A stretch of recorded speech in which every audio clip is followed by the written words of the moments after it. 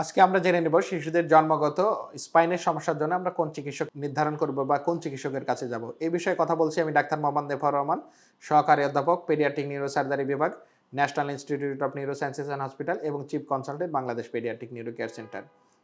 প্রথমেই জেনে নিই শিশুদের স্পাইনের জন্মগত কোন কোন সমস্যাগুলো হয়ে থাকে। শিশুদের স্পাইনের জন্মগত যে সমস্যাগুলো হয়ে থাকে সেগুলো হলো, দেখা যাচ্ছে স্পাইনের কোমরের নিচে থলথলে একটি ফোলা আছে যেটাকে আমরা মাইলোমেনগোসিল বলি, অথবা চর্বির মতন একটা ফোলা আছে যেটাকে লাইপোমাইলোমেনগোসিল বলি, অথবা চর্বি এবং পানির সংমিশ্রণে একটি ফোলা হয় যেটাকে টার্মিনাল মাইলোসিস্টোসিল বলা হয়।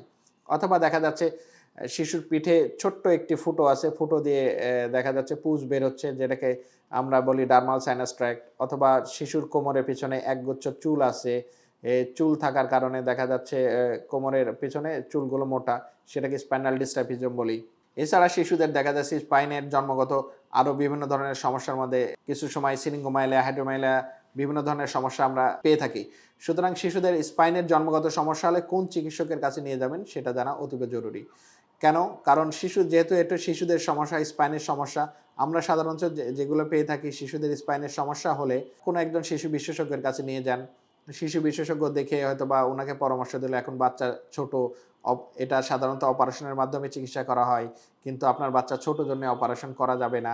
আপনি অপেক্ষা করুন ৩ মাস ৬ মাস অপেক্ষা করার পরে বাচ্চা বড় হলে তারপরে একজন অপারেশনের ডাক্তারের সাথে পরামর্শ নিন। অথবা আপনি এটাকে যেহেতু অপারেশনের কেউ জানে যে এটা অপারেশনের মাধ্যমে চিকিৎসা করতে হয়।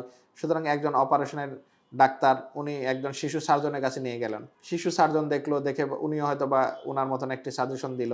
এসবভাবে দেখা যাচ্ছে আপনি আপনার বাচ্চাকে কখনো শিশু মেডিসিন অথবা শিশু সার্জনের কাছে নিয়ে যান। কিন্তু আসলে এই রোগের বা শিশুদের স্পাইনের জন্মগত সমস্যার জন্য প্রকৃত চিকিৎসককে জানা জরুরি। শিশুদের স্পাইনের জন্মগত সমস্যা হলে অধিকাংশ সমস্যাগুলোই সাধারণত অপারেশনের মাধ্যমে চিকিৎসা করা হয়। যেসব ডক্টর শিশুদের স্পাইন নিয়ে কাজ করে থাকে বা স্পাইনের নার্ভ নিয়ে কাজ করে থাকে সেসব চিকিৎসকই এই রোগের প্রকৃত চিকিৎসক। একজন পেডিয়াট্রিক নিউরোসার্জন শিশুদের স্পাইন নিয়ে কাজ করে থাকে এবং স্পাইনের নার্ভ নিয়ে কাজ করে থাকে। সুতরাং আপনার বাচ্চার যদি স্পাইনের কোনো সমস্যা হয় জন্মগত, তাহলে আপনি কালক্ষেপণ না করে দ্রুত একজন পেডিয়াট্রিক নিউরোসার্জনের পরামর্শ নিন। কারণ পেডিয়াট্রিক নিউরোসার্জন এই বিষয়ে দক্ষ, অভিজ্ঞ এবং সমসাময়িক জ্ঞানের অধিকারী এবং এ বিষয়ে ওনার দক্ষতাকে সর্বোচ্চ বলে ধরে নেওয়া হয়।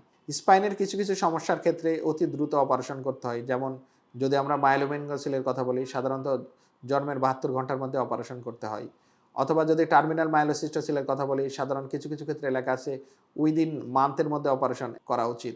আবার লাইপোমাইলোমেনগোসিলের অপারেশনও যত দ্রুত সম্ভব করে ফেলা উচিত। সুতরাং আপনি যদি বিভিন্ন ডক্টরের কাছে ঘুরতে থাকেন, তাহলে যে জিনিসটা হবে তারা বিভিন্ন ধরনের উপদেশ দিবে। আপনি হয়তোবা এই ক্ষেত্রে আপনার কালক্ষেপণ হতে পারে। সঠিক সময়ে আপনি চিকিৎসাটা শুরু করতে পারছেন না, এজন্য আপনার বাচ্চার সমস্যা হতে পারে। অথবা দেখা যাচ্ছে আপনি বিভিন্ন ডক্টরের কাছে ঘুরতে গিয়ে তারা বিভিন্ন ধরনের পরীক্ষা-নিরীক্ষা দিচ্ছে। এক্ষেত্রে দেখা যাচ্ছে আপনার অর্থের অপচয় হচ্ছে। কিন্তু আপনি যদি প্রথমেই জানতে পারেন শিশুদের স্পাইনের জন্মগত রোগের জন্য কোন চিকিৎসক সঠিক চিকিৎসক, তাহলে আপনি প্রথমেই আপনার শিশুকে সেই চিকিৎসকের কাছে নিয়ে আসতে পারেন। এক্ষেত্রে আপনার যে ২ টি উপকার হবে, প্রথমত আপনি অল্প সময়ের মধ্যে একজন সঠিক চিকিৎসক নির্বাচন করতে পারছেন এবং অহেতুক যে বিড়ম্বনা থেকে বেঁচে যাচ্ছেন, আপনার সময় বেঁচে যাচ্ছে, সময় যেমন বেঁচে যাচ্ছে আপনার অর্থের অপচয়ও কমে যাচ্ছে। সুতরাং আপনি যদি আপনার বাচ্চার সঠিক রোগের জন্য সঠিক চিকিৎসক নির্ধারণ করেন, তাহলে আপনার বাচ্চার সুস্থ হওয়ার সম্ভাবনা অধিকাংশ ক্ষেত্রে বেড়ে যায়। সুতরাং সঠিক রোগের জন্য সঠিক চিকিৎসক নির্বাচন করুন। ভালো থাকুক আপনার বাচ্চা, সুস্থ থাকুক আপনার বাচ্চা, সুচিকিৎসায় সুন্দর আগামী এই